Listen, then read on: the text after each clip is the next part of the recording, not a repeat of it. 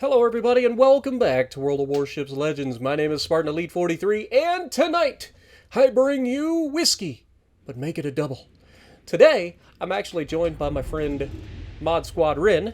You guys have seen her in the past. We've jumped in together multiple times. She's over there on that PlayStation stuff, but we were just hanging out this morning. She sent me a message right after I finished my farm sim stuff and started on my World of Warships recording. She asked if she wanted, or if we wanted to play, so I was like, yeah, let's do it. We'll just jump in a couple, and we'll maybe get some videos along the way. And shocker, we ended up with multiple videos. So over the next couple of days, you guys are going to see some doozies. We've got some interesting matches. This one was by far the craziest, like, high damage game that I've had today, and it's going to be pretty evident why in a little bit. But I want you guys to keep an eye on the destroyer play in this game from both teams. I don't know about the destroyer that spawned over Charlie, although it doesn't look like he's doing anything too crazy over there. But our destroyer here initially drops torps into the Bravo cap, which is great, potentially countering a threat from their destroyers pushing in, which, as you'll see momentarily, both of their destroyers are going to end up in the same location, which is always a bad thing. It's never a good thing to have two destroyers on your team in the same location, because you limit your spotting opportunities. Your team suffers because of it, right? We've talked about this multiple times. That's when the Yama gets spotted. We're going to go ahead and take a shot here. We've got the first shot out. We've got our reload coming up. Want to get a second shot out. And ideally, I'd like to get a third shot if we can. But unfortunately, I think we are going to get behind the island before that happens. So you can see I'm kind of looking around to see what else is out there. Yama's starting to move forward.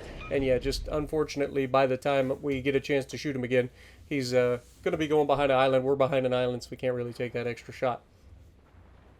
But starting out the game with 2 salvos, bringing us 50k, can't really complain about that, right? Landing 15 shells on target in the first 18 shells you fire. That's pretty good accuracy at max range. I think we can all agree.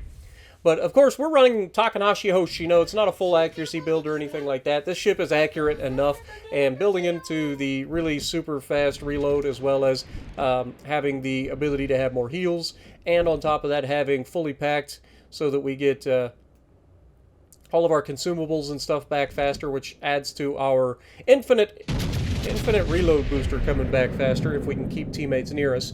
You'll see we get a cheeky little shot here on the Des Moines, who wasn't really paying attention to us, and we hit him for half his hit points, which is always a good sign. Anytime you can get a good shot in early on a strategic ship like that. Now, speaking of strategic, our Alaska is right there in the middle of the map. He's kind of like in the gap, radaring the destroyers, but unfortunately destroyers end up torping him.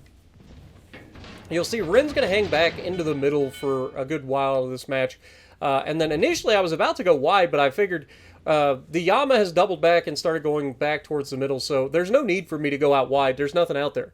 I'd just be wasting time. So instead, I'm going to double back. I'm going to make a push through the center of the Alpha Cap to try to put ourselves in a good position to counter the enemy as they kind of push everybody into the same location. Now, Des Moines again gets spotted here. We're going to try to hit him, but you'll notice that I recognize too late that he's actually in reverse.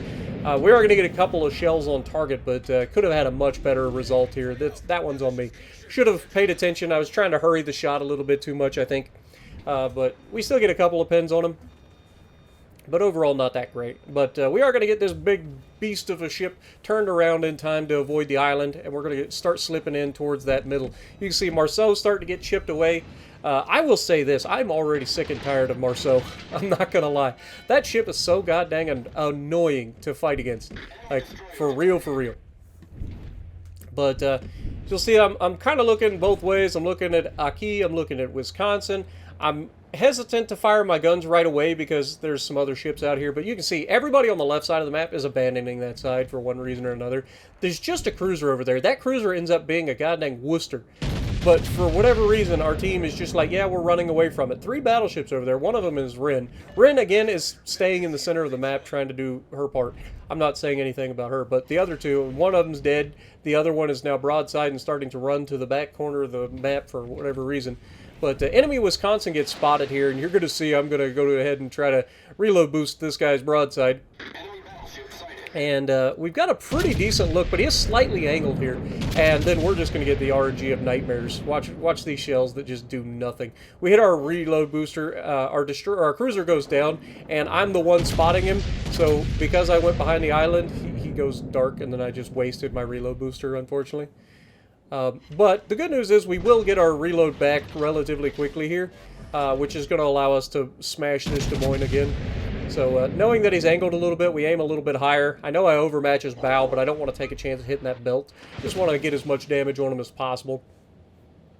And you'll see because of his entire team running away, like we're not really in any sort of danger here, right? Like there's really nothing. Like Yama's taking a couple of chip shots at range. The Des Moines knows he can't stand and fight me at this range. So he's backing around the corner, just trying to get fires. We've got the Ray Pub out there, still being a freaking annoying little turd waffle. But look at my destroyer. Like, what is he doing? Nothing. That's what he's doing. He's trying to he tried to torp the Des Moines of all things. And then he's gonna like play around out there, go all the way around that island, and somehow he's gonna wind up dead. And I have no idea how he manages to do so. Like, I'll be real honest. No idea how that man managed to get himself killed when there's literally nothing out there except a couple of battleships. But either way, what you probably are paying attention to is the enemy is starting to go into Bravo Cap. We have the points lead barely because even though we're down on ships, we've had the caps for longer. So they're starting to get in and starting to flip it. We got the Worcester over in the Charlie Cap, which is actually ultimately going to be kind of my undoing here because we're running Hoshino, which means we do not have Fight Fire with Fire. We have fully packed on, right? And we don't have any teammates anywhere near us. It's textbook, right? I mean, I got a battleship. It's following the destroyer around the farthest edge of the map. Destroyer hasn't really done anything. I end up spotting the Worcester momentarily, but then he drops spot. And now I'm going broadside. Inside my spotting range, I'm not spotted at the moment, but I'm broadside to the Ray Pub and the other guy, and that's when I get sonared. Like, literally, what in the world? Why are we sonaring through an island? Like, for reals. This is screwing me over right now, and fortunately we get away with it, but unfortunately the Wisconsin has decided to come this way, which is real unfortunate. You'll see that Ren has decided to go from the middle and come this direction. We knock out one of his turrets, and I'm terrified this guy's going to ram me, so I just go full throttle. I'm like, okay, we got to go. Right? We can't sit here and let this guy ram us. With Ren coming this way, she's actually going to get a perfect chance to shoot the Wisconsin. I'm just trying to get by the Wisconsin quickly. This is where a propulsion mod would potentially come in handy, but we don't have propulsion mod. But fortunately, we outrun his turrets, and we have the Aki sitting here waiting. Rear turrets are going to go through the cheek just fine. Front turrets, not so much, because too steep of an angle. But he already knows he's dead, and if he doesn't know he's dead, he's goofy. But you can see we are just getting torched by that freaking Worcester, and that Worcester is going to eat our lunch. There's nothing I can do about it. I've got to kill this Aki. And you'll see that we are going to get reloaded just in time here to finish off the Aki. And I wish I'd have hit the reload booster sooner, because I might have been able to kill the Aki and potentially get a shot on this Yama's broadside, but unfortunately just not quite in the cards. I do hit the reload, but just too little too late. We burned to death before we get a chance to shoot him, but ended the game with 212,000 damage. And the good news is, like I said, our destroyer manages to get himself. I guess the Des Moines ended up killing him, of course. So he goes all the way around the outside of the map just to come back to the one place, to the one person that has the perfect counter to him. Checks out, right? Anyway, Ren is going to be in a pretty solid position here as these guys are pushing. She's got a shot. Oh, never mind. She would have a shot over the island. She took the shot. We'll see. We don't know if it actually pays off or not. But Des Moines goes down, which is big. Again, we left that guy with pretty low health. But that gives us a pretty comfortable lead now, despite the fact that the enemy has flipped the caps. Ren is now going to go towards the Bravo cap to try to capture that. We know that the Ray Pub is still out there in the open. And so hopefully Ren is going to be able to go into the Bravo cap, flip that cap relatively unscathed, right? She's got plenty of health, so we ain't got to worry about that. It's just mainly about whether or not she's going to be able to get the cap and keep the lead, essentially, right? And so the funny thing is, as she moves into the middle, the Worcester is actually a pretty good player, but they make a pretty crazy play. We'll show that in a minute. But as she pushes in, the Worcester is going to be on her port side, the left side of the ship, and coming around the island. And I ain't gonna lie, this first shot should have been a kill. Now, I am not able to see where she's aiming, but we've all been here. Watch this shot. Fires full broadside. Cruiser's begging for it inside 7 kilometers. All the shells hit the water. Every one of them fell short. Now, again, could have been her point of aim. I don't know. Maybe it's just bad RNG, but it was just, we've all been there. But this Worcester player is not only going to try to burn her down, but it's also going to stay bow in, which is smart because, again, we don't overmatch. Worcester has 32 millimeters of bow plating, so we don't overmatch. So as long as it stays bow in, it's got a pretty big advantage. You can see we get a couple of shells. Rin knowing to shoot the superstructure here. But the main thing is we got to work for that broadside, right? Now, the Repub is shooting at her broadside potentially, but the Repub has 2 battleships to contend with as well. Now, if you're in the Worcester in this situation, I know that you want the HE, but you might want to go switch to AP. Now, I think it's about this time that the reload booster finally comes back, and it couldn't have come at a better time as the rear turn's going to get loaded here. We're going to take all of the help to Norse, leaving it just enough to get away until the front guns get loaded, and down she goes. But yeah, good play by the Worcester, but might want to switch to AP next time, because you could have been doing some significant amounts of damage, specifically at that last, minute of that fight.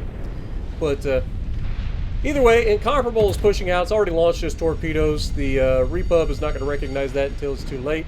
These guys are doing good damage anyway, and then the torpedo finishes them off. So the team brings it back, but there was definitely some sus gameplay at different points during the match. But 212,000 damage. Me and Rin both getting top of the leaderboard.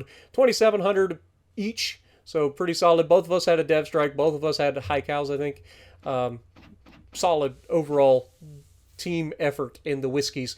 Once again, proving that the WisKy is absolutely cracked for its tier. So let me know what you guys think down in the comments below. If you like what I'm doing, punch the like button, leave a comment below, subscribe to the channel if you haven't already, and as always, I will see you in the next video.